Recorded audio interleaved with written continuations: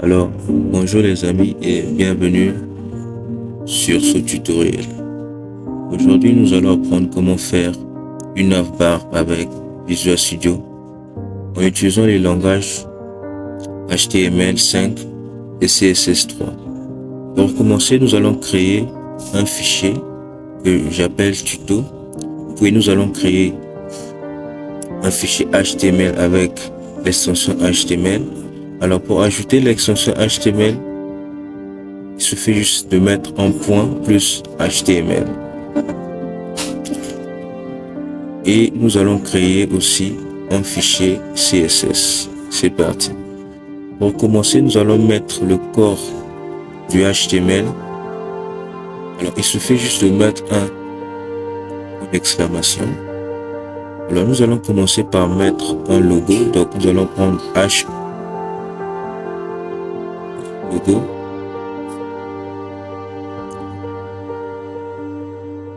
Nous allons juste écrire logotype.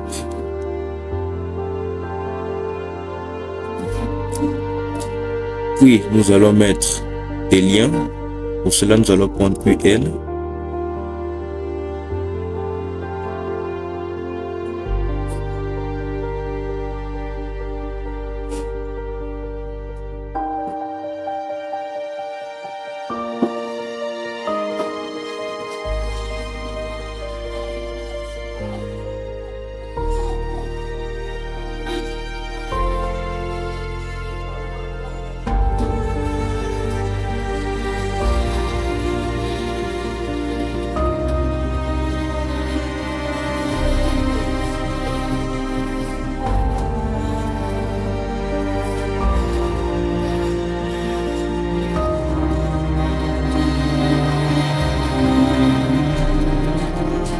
Enfin, nous allons créer un bouton. Alors, vous allez remarquer que nous allons, dans notre balise nav, nous avons mis 3 balises de type bloc pour faciliter la tâche lors du display flex.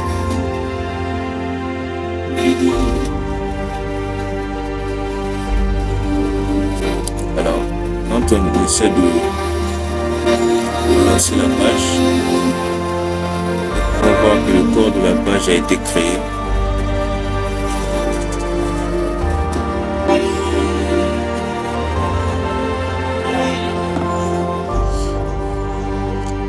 Alors, nous allons mettre un lien qui va permettre d'accéder au fichier CSS qui est link, puis le nom de la page CSS.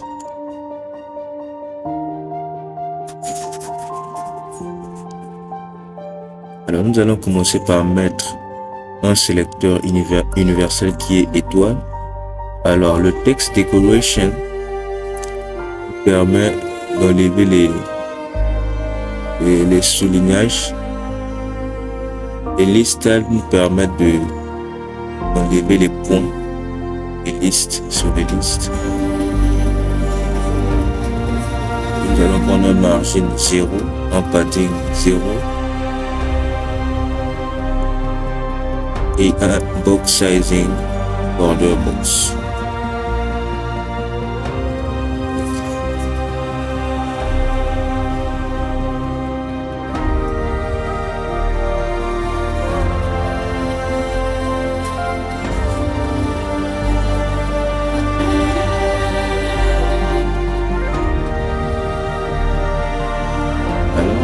Après cela, nous allons attaquer le nav.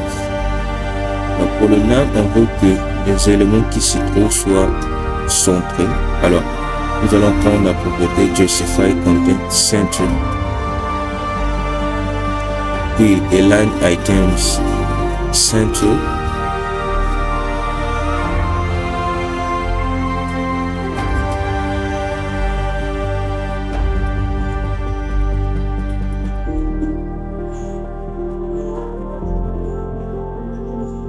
Oui, un display flex pour que les éléments qui se trouvent soient disposés horizontalement. Nous allons actualiser. Ok. Nous, on veut que entre les éléments qui se trouvent, il y ait un espace. Alors, nous allons prendre un Justify Content Space Between. nous allons créer un padding qui sera de 1 rem.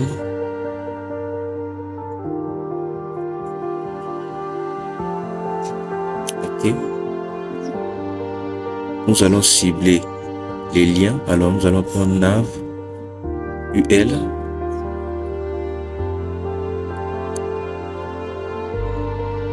Nous allons prendre un display flex pour que les liens soient disposés horizontalement.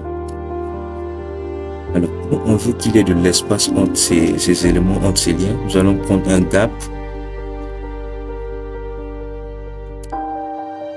de 3 rem.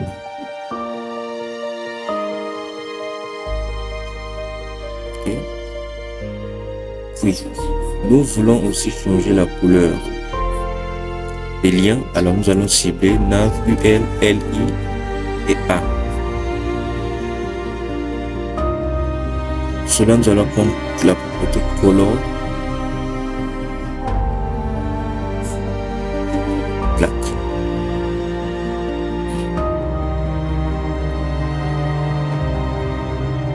Et chers développeurs, je vous conseillerais d'apprendre la langue anglaise, car aujourd'hui tout est écrit en anglais, en grande partie, et ça vous facilitera l'apprentissage. Alors, au survol, on veut que la couleur passe au rouge. Donc, vous pouvez prendre la couleur red. Voilà. Okay. Nous avons fini avec les liens. Nous passons au bouton.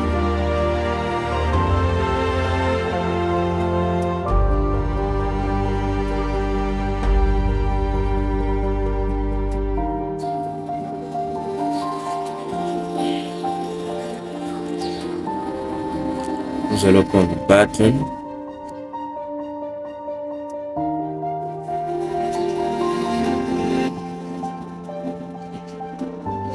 Nous allons enlever les bordures. Non.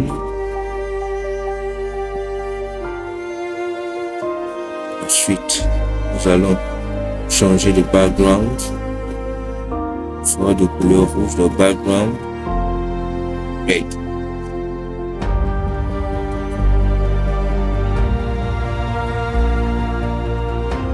Nous allons changer aussi la couleur du texte qui est sur le bouton, qui sera du white. Le padding, alors nous allons prendre le padding pour créer de l'espace dans le bouton. Et nous allons prendre un border radius, donc des coins arrondis.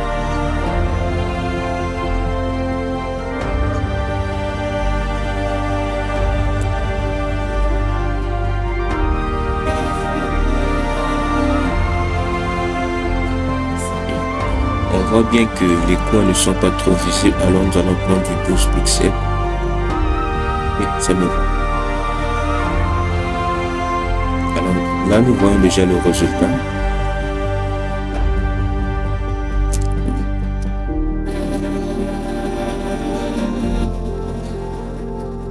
Nous allons créer une sorte d'ombre au niveau de notre nav. Donc, pour cela, nous allons prendre box shadow.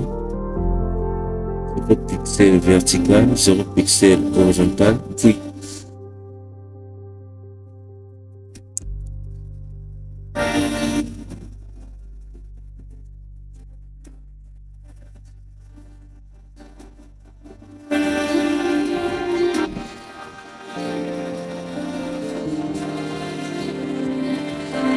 alors nous on veut créer une animation lors du survol de notre bouton.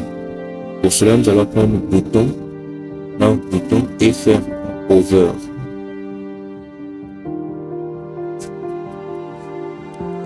Déjà, nous allons enlever le background, donc que ce soit transparent, transparent. Okay.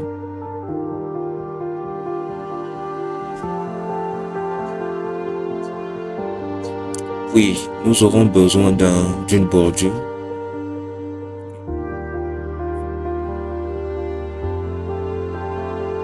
Donc nous allons d'abord changer la couleur qui va passer au noir.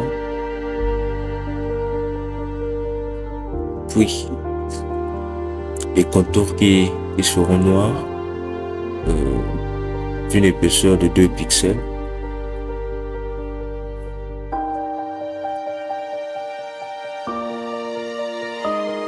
Ok. Là, nous pouvons voir le résultat. Et l'on voudrait aussi changer la forme du curseur. Donc nous allons prendre du bouton, un curseur pointer.